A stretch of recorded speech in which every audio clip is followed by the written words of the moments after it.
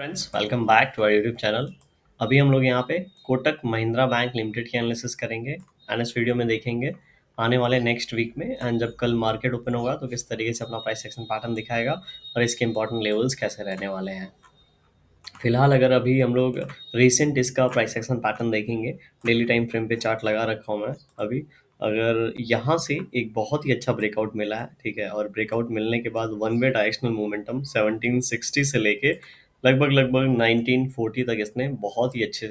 तरीके से यहाँ से लगभग लगभग 200 के आसपास इसने प्राइस एक्शन पैटर्न में यहाँ पे रैली किया एंड उसके बाद थोड़ा सा हम लोग को नीचे की ओर आता हुआ दिख रहा है। अभी और कितना गिरेगा, तो अगर इसका थोड़ा सा हम लोग पीछे जाके यहाँ पे पीछे का रेजिस्टेंस चेक करेंगे, जो पहले का रेजिस्टेंस लेवल हुआ करता था वो लगभग लगभग हमारे पास एक रेंज आएगा। एग्जैक्टली हम लोगों के पास लेवल तो नहीं मिल पाएगा हम लोगों को, लेकिन यहाँ पे हम लोगों के पास एक रेंज हम लोगों को मिल जाएगा। जी हाँ, तो ये सब मैं डिलीट कर देता हूँ अगेन। यहाँ पे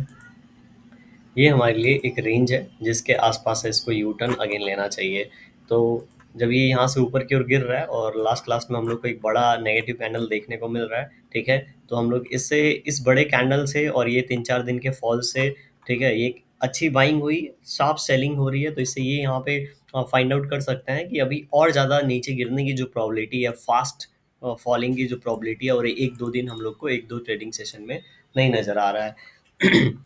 क्योंकि अभी एक अच्छे सपोर्ट के पास है, जैसा मैंने बताया ये पहले एक ब्रेकआउट लेवल होता था, ठीक है, तो जब ये ऊपर से नीचे की ओर आएगा तो यहीं से सपोर्ट लेके ऊपर की ओर जाने की कोशिश करेगा। इसलिए यहाँ पे एक छोटा कैंडल बनेगा एंड सेकेंडली यहाँ पे जिस तरीके से ये फॉल हुआ है 4 दिन में, बहुत ही ज़्यादा कुछ फॉल हो चुका है, तो इसको डाइजेस्ट करने के लिए भी यहाँ पे हॉल्ट होना चाहिए। तो हम लोगों का क्या रहेगा, 1850 से लेके लगभग लगभग 1865 के बीच से इसको यहाँ पे एक रिवर्सल प्लान करना चाहिए। अब ये रिवर्सल कितना सक्सेसफुल रहेगा ये हम लोग 1 आवर टाइम फ्रेम पे देख लेंगे, अभी जब हम लोग छोटे टाइम फ्रेम पे आएंगे तब। फिलहाल के लिए हम लोग यहाँ पे 1 वीक टाइम फ्रेम पे चलते हैं एंड यहाँ पे वीकली टाइम फ्रेम पे किस तरीके कैंडल का फॉर्मेशन हो रहा है इसे देखते हैं। तो यहाँ पे अगर आप देखेंगे तो यहाँ पे इस तरीके से यहाँ पे ये ट्रेंड लाइन है, ठीक है,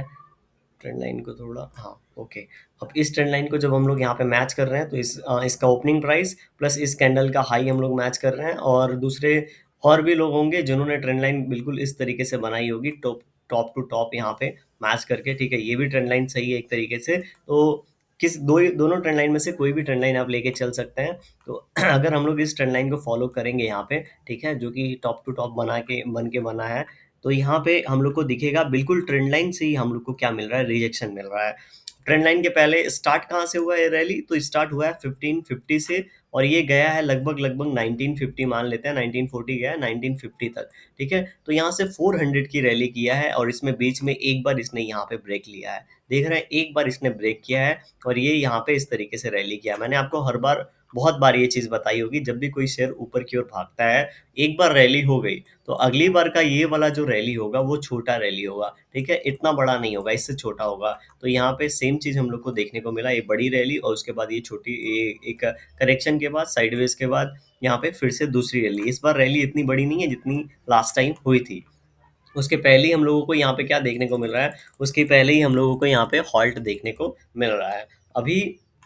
ये पहला नेगेटिव कैंडल हम लोग को लास्ट वीक देखने को मिला है, ठीक है। अभी जैसा मैंने हम लोगों ने डिस्कस किया, अभी 1850 के आसपास हमारे पास क्या है, यहाँ पे एक इम्पॉर्टेंट सपोर्ट है 1850 के आसपास। तो 1850 के आसपास यहाँ पे अगर नीचे की ओर जाता है तो यहाँ पे नेक्स्ट वीक में एक छोटा कैंडल हम लोग को बनता हुआ दिख सकता है। फर्स्ट फर्स्ट कैंडल हम लोग ये एक्सपेक्ट कर रहे हैं कि टेक्निकली यहाँ पे इस तरीके से एक छोटा कैंडल बनना चाहिए। ऐसा इसलिए होना चाहिए क्योंकि अगर ये यहाँ से नीचे की ओर आता है तो जैसा हम लोगों ने यहाँ पे एक सपोर्ट लेवल निकाला, एक जो कि पहले एक रेजिस्टेंस लेवल हुआ करता था, अभी एक ब्रेकआउट लेवल का ये रोल प्ले कर रहा था, ठीक है, तो अभी ये यहाँ पे एक सपोर्ट लेवल का काम करेगा। तो जब ये ऊपर से नीचे आएगा तो इन्हीं लेवल से फिर से यहाँ पे इसको सपोर्ट मिलेगा और फिर से ऊपर की ओर जाएगा। इस चक्कर में यहाँ पे इस तरीके की क्लोजिंग वाली एक कैंडल देखने को मिल सकती है। अब ये कैंडल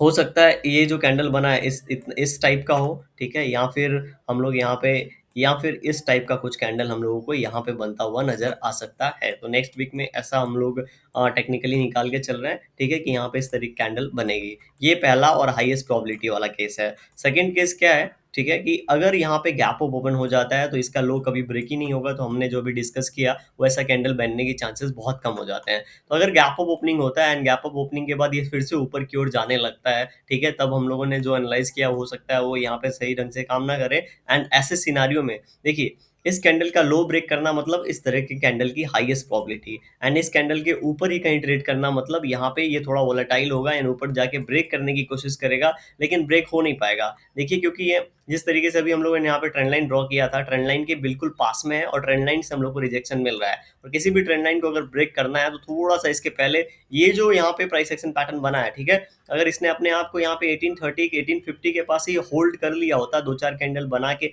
फिर से ब्रेकआउट दिया होता, तो ये ब्रेकआउट सस्टेनेबल होता, इन ऊपर क्यों निकल जाता। लेकिन क्या हुआ, ये ब्रेक करते करते ये नीचे चला गया एंड 1750 यहाँ से 100 पॉइंट्स नीचे जाके इस तरीके से ऊपर आया, इसीलिए यहाँ पे फिर से हम लोग को रेजिस्टेंस देखने को मिल रहा है। तो अगर ये यहाँ आके इन लेवल्स के आसपास 1850 के आसपास आके एक वीक दो वीक टाइम स्पेंड कर लेता है एंड उसके बाद हम लोग को इस ट्रेंड लाइन का ब्रेकआउट देता है, तो नो डाउट ये बहुत ही अच्छे तरीके से ऊपर क्यों निकलने वाला है। और हम लोग क्या कर सकते हैं, यहाँ पे इस तरीके का एक चैनल पैटर्न है, ठीक है, अब इस तरीके के चैनल पैटर्न को 1:1 ऊपर प्लान कर लेंगे, तो यहाँ से लगभग लगभग अगर हम लोग रेंज वाइज भी जाएंगे तो यहाँ पे रेंज बना है 1600 से लेके 2100, तो यहाँ पे 2600 वाला जो लेवल है टारगेट है, यहाँ पे हम लोगों के लिए निकल के आ रहा है। लेकिन